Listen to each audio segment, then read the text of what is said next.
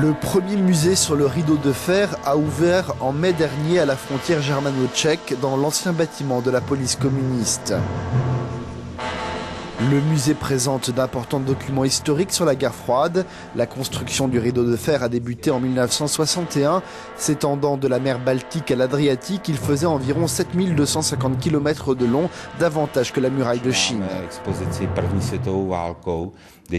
L'exposition commence avec la Première Guerre mondiale qui a été le catalyseur de beaucoup d'ingrédients à l'origine de la Seconde Guerre mondiale. Le résultat de la victoire soviétique a été l'introduction du communisme sur le territoire sous la coupe des soviétiques. La Tchécoslovaquie est passée du capitalisme au socialisme. En fait, sans cette issue de la Seconde Guerre mondiale, le rideau de fer n'aurait jamais été érigé ni ici ni ailleurs en Europe.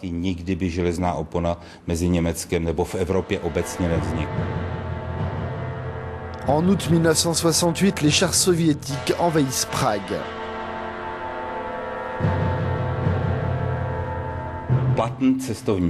Vous aviez besoin d'un passeport valide, de visa de sortie du territoire, ce qui était le principal problème, de la confirmation d'un retour, de carte d'identité de l'armée pour les hommes et de déclaration de douane. Il y avait 6 formalités à remplir sans lesquelles vous ne pouviez pas quitter légalement le territoire. Les jeunes d'aujourd'hui ne peuvent absolument pas imaginer cela.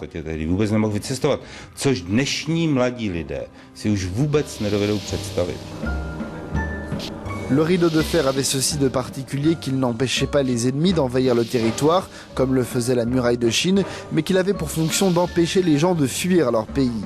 L'exposition offre des informations non seulement sur le rideau de fer, mais aussi sur d'autres murs dans le monde, comme celui entre Israël et la Palestine.